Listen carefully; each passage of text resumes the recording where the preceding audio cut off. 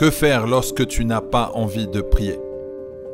Même le chrétien le plus spirituel a sûrement déjà été confronté à cette situation où il n'a pas envie de prier. Cela peut se produire face à la tristesse ou à une situation difficile, mais aussi lorsque tout va très bien. Évidemment, cela ne vient pas de Dieu. Il est normal de ressentir certaines choses, mais devrions-nous pour autant suivre nos désirs charnels, nos émotions du moment et ne pas faire ce qu'il faut? Galates 5, 25, il est dit « Si nous vivons par l'Esprit, marchons aussi selon l'Esprit. » Lorsque tu n'as pas envie de prier, force-toi à le faire, car il y a également quelque chose qui veut te dissuader de prier. La pire chose à faire dans un tel cas est de ne pas prier. La chair n'a pas envie de louer Dieu, elle n'a pas envie de lire la Bible ou d'aller à l'église. Mais cependant, la Bible nous dit de marcher par l'Esprit afin de ne pas accomplir les désirs de la chair. Celui qui vit selon la chair est charnel, tandis que celui qui vit selon l'Esprit est spirituel et il est agréable à Dieu.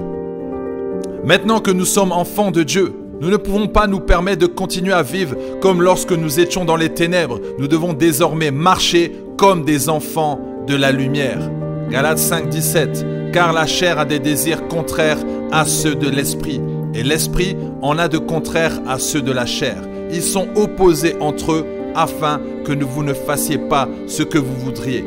Jésus nous dit que ce sont les violents qui s'emparent du royaume de Dieu. Parfois, nous prenons nos émotions pour la réalité alors qu'elles sont éphémères. Nous ne devons pas nous laisser guider par nos cinq sens, mais par l'Esprit de Dieu. Ce que tu ressens n'est pas la réalité. Fais un effort et commence à élever la voix et prie par l'Esprit ou chante un cantique à l'Éternel. Matthieu 11, 12 nous dit « Depuis le temps que Jean-Baptiste jusqu'à présent, le royaume des cieux est forcé et ce sont les violents qui s'en emparent. Quand tu ne trouves plus rien à dire, prends le temps de remercier Dieu. Essaie de compter ses bienfaits dans ta vie, son grand amour pour toi. Rappelle-toi le jour où il t'a délivré de cette situation difficile alors que tu n'avais plus d'espoir.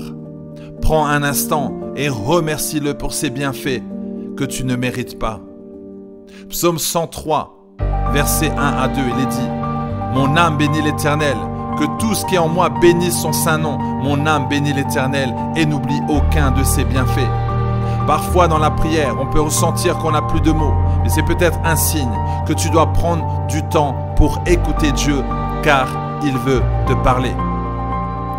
Un conseil, prie pour entendre Dieu, prie pour déjouer les plans de l'ennemi et renverser les forteresses, et prie pour veiller à ne pas tomber dans la tentation. Que Dieu te bénisse.